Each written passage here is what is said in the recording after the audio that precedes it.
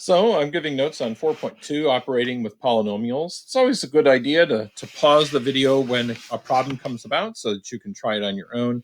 I think that makes sense. A lot of this should be review, but we'll see what happens if you know it or not. So I can add, subtract, multiply polynomials, and I will discover patterns with special products. We might do that as a second video. We'll see what happens. Okay, so here's a questions. Example 1, can you add those two polynomials together? 5x squared plus x minus 7 minus 3x minus 6x minus 1, so forth. These are both addition problems. So pause the video for a second, see if you can do those. Okay, so in the first one, we're just going to add like terms. You see they're all lined up and stuff like that. So 5x squared minus 3x squared is 2x squared. X minus 6x is minus 5x, and minus 7 minus 1 is minus 8. So you should have that answer. On the second one, we only have two parts that are like terms, 2x to the fourth and 1x to the fourth, and the 8 and the positive 8 plus a negative 9. So your answer should be like that. So check those, make sure you know what you're doing. That's just adding polynomials. That's the simplest thing you could possibly do, combining like terms. Here's subtracting. I guess I'm not giving you a chance to do the first step, but here's the thing to do. If you're subtracting 3x squared plus 8x minus 5 minus this bottom expression, it's important that you know that before you do the subtraction, you have to think about this as an addition problem. So what you should be doing is removing the second parentheses and making it minus 5x to the third. Instead of minus x squared, you can see it's positive x squared now. Instead of plus 17, it's minus 17. So we took the opposite of the second expression, and then we're going to combine them. So take a second. You can pause and do that part on your own. So we're just going to combine like terms here, and that's my final answer. So when you're subtracting polynomials, it's important that the first expression didn't change at all, but the second one, after the minus sign, that minus belonged to every part of the second expression, so we had to change the signs to make that make some sense. Usually I do those in 2 steps so I don't screw it up. So try this one on your own. This is a subtraction. I would suggest rewriting it as an addition problem first by removing parentheses.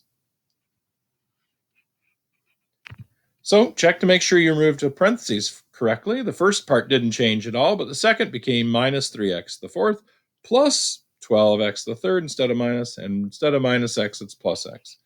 Now combine like terms.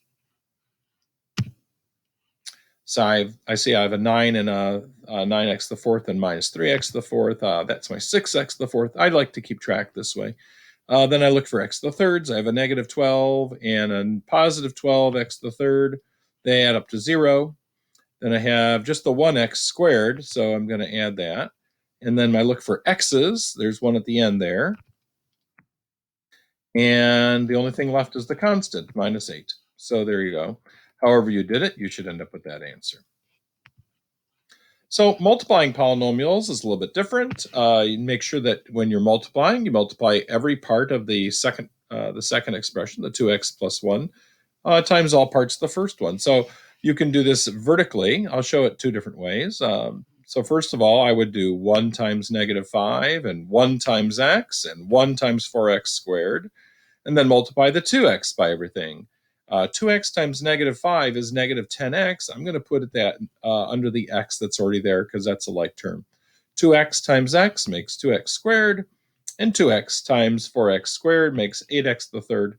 Notice that when you multiply, if the original problem is in descending order, like 4x to the second plus x to the first minus 5 with no x's, that the answers, the products should be in descending order as well.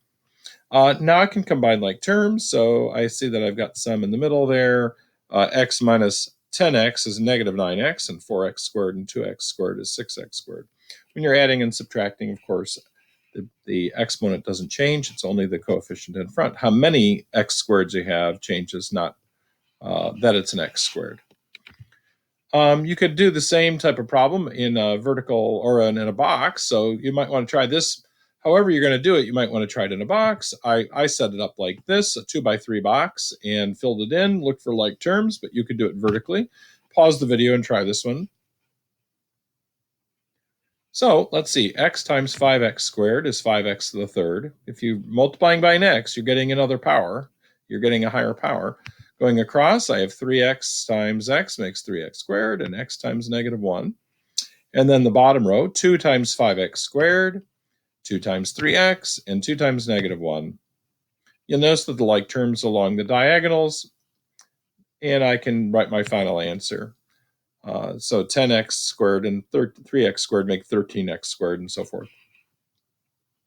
So that's why you should have gotten, whether you did it vertically, or you did it in your head, or you did a repeated distribution, or you did it in a box.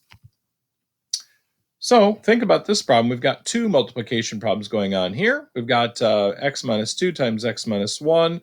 I would get an answer for that one, and then when you get a result, multiply your answer by x plus 3.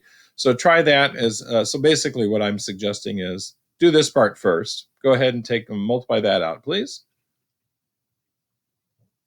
So I get x squared minus 3x plus 2. That was the part in the braces. Then times x plus 3. However you're going to multiply that, whether it's in a 2 by 3 box again, or if it's vertical or distribution. So pause and try that. All right, so you get that. The x squareds added up to 0, so they ended up being gone. Hopefully that's what you got. So you might want to try these polynomials here. These are some special patterns.